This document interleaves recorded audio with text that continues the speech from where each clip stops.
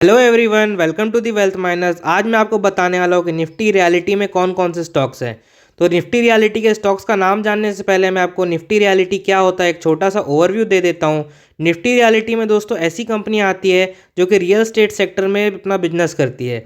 Real estate sector का मतलब ये, जैसे बड़ी बड़ी बिल्डिंग हाउसिंग कॉलोनीज होती है जो कि एक बिल्डिंग को बना के फिर उसको बेचती हैं, वैसी कंपनी को हम रियलिटी में रखते हैं। यानी ये क्या करती है, घर बनाती है और उसे बेचने का काम करती है। ऐसी कंपनीज को हम रियलिटी सेक्टर में रखते हैं। निफ्टी रियलिटी में दोस्तों टोटल 10 स्टॉक है जो कि निफ्टी रियलिटी का पार्ट हैं। तो एक एक करके मैं आपको स्टॉक्स का नाम बता देता हूँ। अब यहाँ पे मैंने स्टॉक्स की लिस्ट लगा ली है। उससे पहले मैं आपको ये बता देता हूँ, जो इनके सामने जो परसेंटेज लिखा हुआ है, फॉर एग्जांपल डीएलएफ 24% लिखा हुआ है, ये क्या है दोस्तों? 50% वेटेज जो है निफ्टी रियलिटी में वो डीएलएफ का है।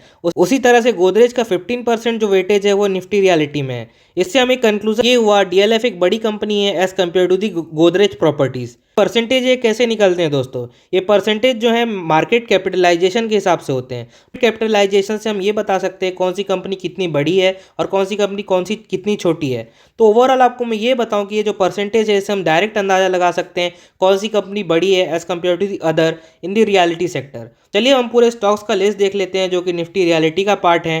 पहला है डीएलएफ, फिर है गोदरेज प्रॉपर्टीज, फिर है फिनिक्स मिल, फिर है ओबेरॉय रियलिटी, प्रोटेक डेवलपर्स। अगले 5 स्टॉक का नाम भी मैं आपको बता देता हूं जो कि निफ्टी रियलिटी का पार्ट है।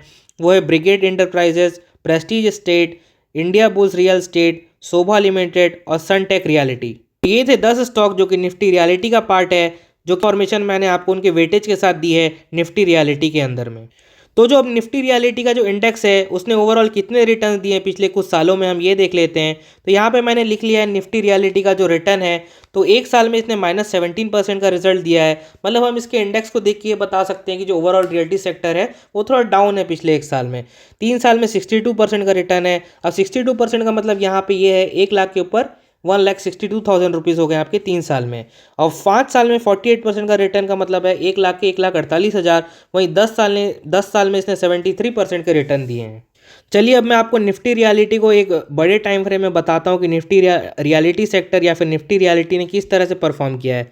तो यहाँ पे मैंने निफ्टी रियलिटी का चार्ट लगा लिया है। अगर आपको ये चार्ट लगाना है तो अपने ब्रोकर के ऐप में सर्च करेंगे निफ्टी रियलिटी, तो आपको ये चार्ट मिल जाएगा। और ये चार्ट मैंने मंथली टाइम फ्रेम में लगाया हुआ है ताकि हम एक बड़े टाइम फ्रेम में देख सकें कि निफ्टी रियलिटी ने किस तरह से परफॉर्म किया है।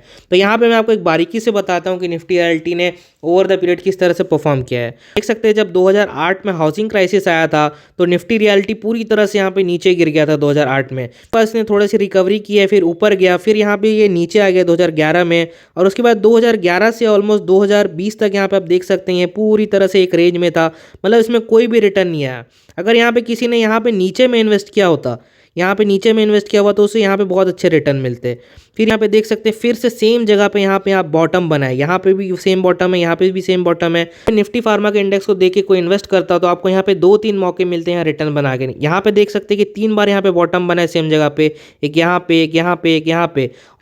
और मान लीजिए इस रेंज को ये ब्रेक करेगा तो हम ये अंदाज़ा लगा सकते हैं कि यहाँ से बहुत अच्छा रिटर्न आएगा।